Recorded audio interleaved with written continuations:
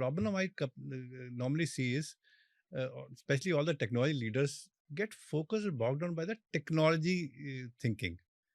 Unless you bring in the business thinking in your mind, and how can I be replaced by the user and sit in his shoes and run businesses.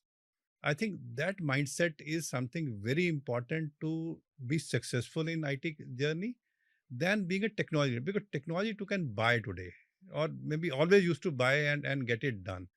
But your ability to identify right use cases and the business value, that's the capability, I guess, all IT leaders has to have, to ensure that they generate right value for the businesses and all, and stay relevant all along. Now that capability of understanding businesses was there. And luckily I was given some user roles in the organization. So I had to run businesses around. And I could feel that difference of, supporting them from IT and actually, Running the stopping business. the business when you are there and on, and then you have sleepless night because business is stopped. So I think that capability is very important for any IT leaders to have that, I guess. Such a deep, insightful thought, sir. Let me ask you another question. So, uh, you have worked with so many people. So, how do smart? I mean, we have smart people across the industry, across different departments. How do smart people operate but still fail? Uh, it's important to understand how to do the job, but that capability doesn't mean that you can get the job done. So you need to build capability to manage people. I've seen focusing on good performance as one of the parameters in HR, but that doesn't mean you have a good potential.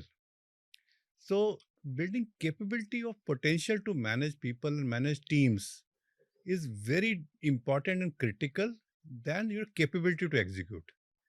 And people need to realize that you need to build that capability to manage teams and manage work than doing work. And these are two very different capabilities.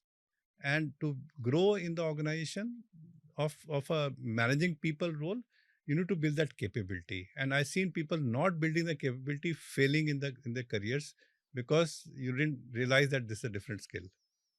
So true, sir. And why do good ideas fail at the top? I mean, they die at the top. I think important is that how do you present that idea, and what is there for each stakeholder in the idea. Have you done that whole deliberation and figured out clearly? If you've not done that, chances are that those ideas will fail at top.